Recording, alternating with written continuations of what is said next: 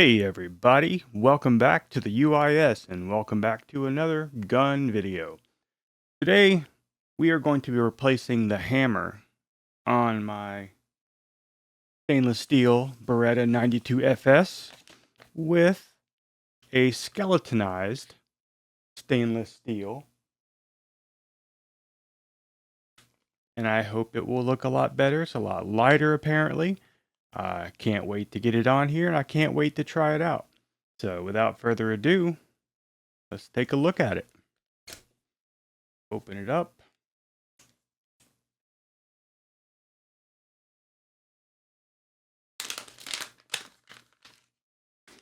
All right. Feels nice and solid.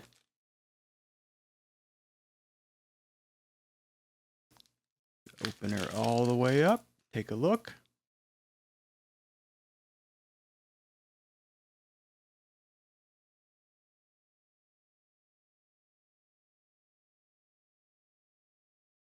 All right. So I've never done this before. I know how to do it, but I've just never done it. Hopefully it will not be a disaster. I have an idea of how this might work. First thing we're going to do, safety first, of course, is, just make sure there's no gremlins running around throwing ammunition in my gun. Now, they make a set for this that replaces the trigger, replaces this bar, replaces the safety, and I think one other thing, and I can't quite remember at the moment, but it replaces, oh yeah, this right here, the magazine release, replaces them all with stainless steel parts. I'm not going to do that just yet. We'll see if that ends up being worth it. But so first things first, we will go ahead and remove the slide. We will remove the grips.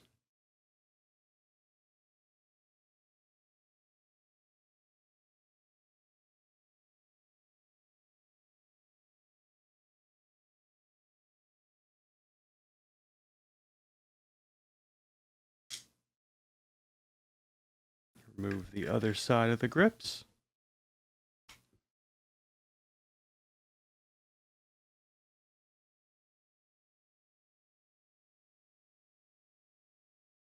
I did have my gray wood grips on for a while that I bought from Beretta, but I put the original black rubberized ones back on for now.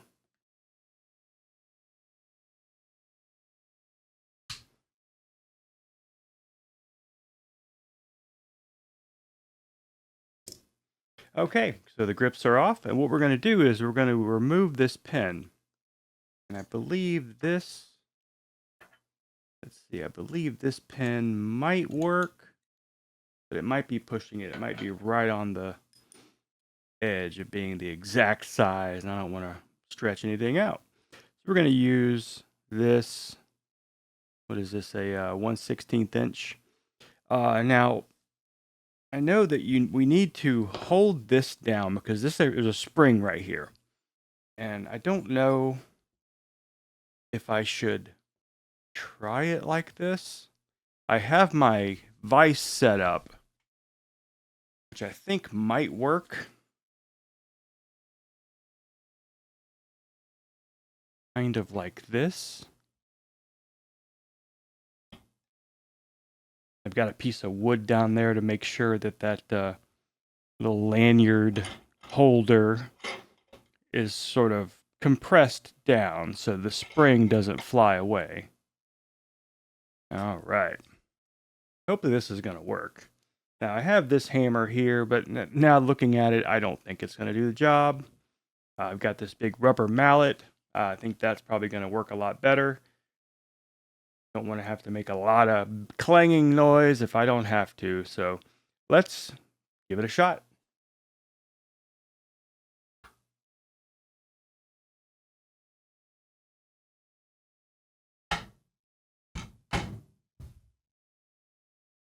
Okay, folks, that was a lot easier than I thought it was going to be. It just came right on out.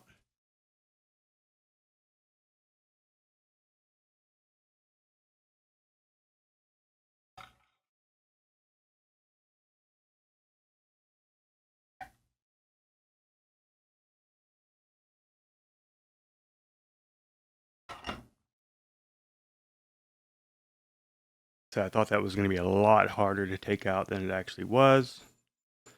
So we're going to remove this. Ooh, that is a tight spring. Okay. So this comes off. Then out comes this spring. There's a little rod in there that this spring goes over. We got to remember that this goes back in just like this so that the lanyard can go that way. Okay, so now this should be pretty simple. We remove this pin right here. I don't think there's any like special way to remove it. Yeah, it just comes out. Nice and easy. There. And then this, out it comes. There's the original. So this one is going to go back in there in the same position that this one was in.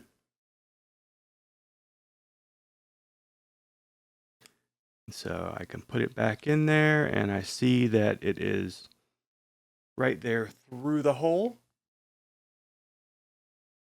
And see, I can get the right vantage point. Hopefully you guys get the gist there. And it goes.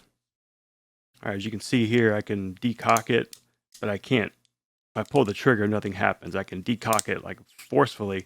The spring is actually what does that. So, okay, so let me take a little peek in here. I see that rod in there. I'll show you guys. So you see that rod in there, and that's what the spring goes over. All right, so that is over there. So now I don't know if I'm going to bother using the vise again because it was so easy to put back in or take out. So I'm thinking it's going to be very easy to put right back in, but we will see. I'm going to have to definitely use some force to get this spring back down. Yeah, that's going to definitely take some force, which I should be able just to push down. Yeah, make sure that it's going the right way. Okay. Now I can go ahead and put this punch through. There we go.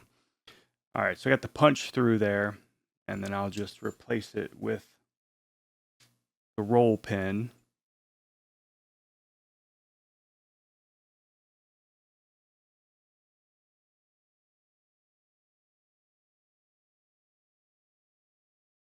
Very careful not to sling this thing across the room.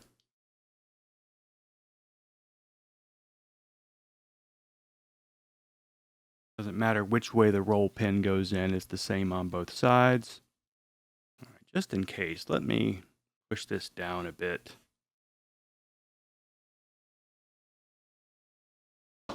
Remove that. All right, the roll pin is not as easy to go back in as it was coming back out, so we may have to adjust it there.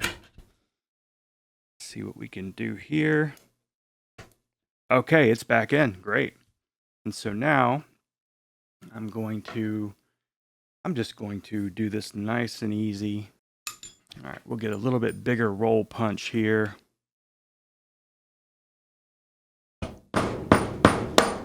There we go. Perfect. All right, and so now you can see the skeletonized hammer is on there, nice and perfect.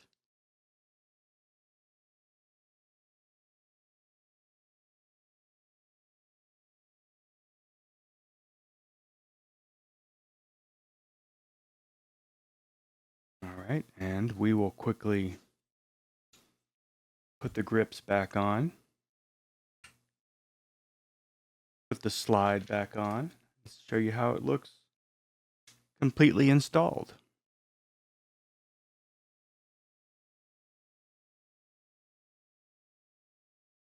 My original Beretta 92FS that I had when I was much younger and sold about 20 years ago, I never did anything to it. I never changed anything. It was completely stock. This is the first time I've ever actually changed anything on one of my Berettas. I think it must be the excitement of having an AR-15 and being able to replace everything got me kind of in the mood of wanting to customize. I know there's a lot of accessories that you can buy that are aftermarket, but I know there's like Hogue grips and things like that, but something about just having everything made by Beretta. Okay, there we are.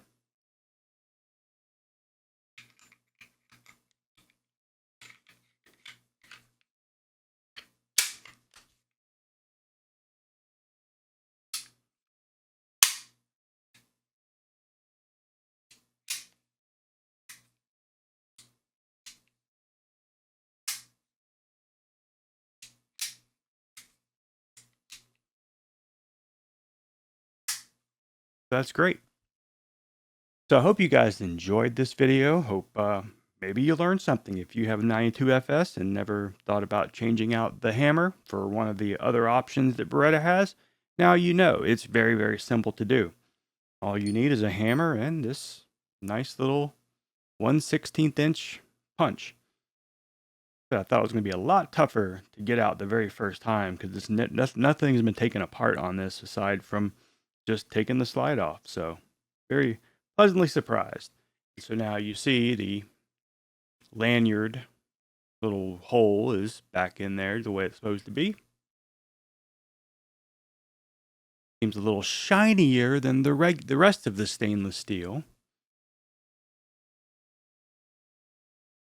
That is okay.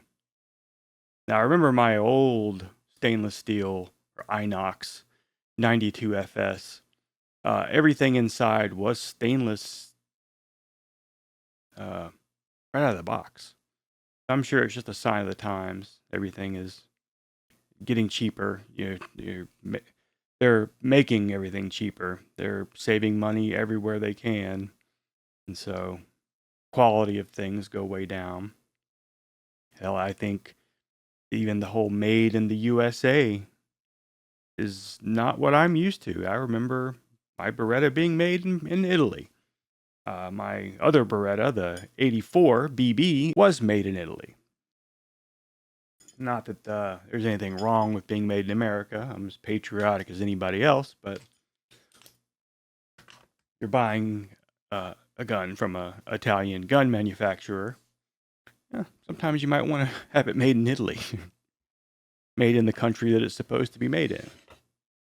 But I have a Walther as well, and you would think, well, that's made in Germany. No, it's made in America too. All right, guys. Hope you guys enjoyed. If anyone needs a stock hammer, let me know in the comments. Maybe we can get this out to you. If you've not subscribed to the channel, please consider doing so.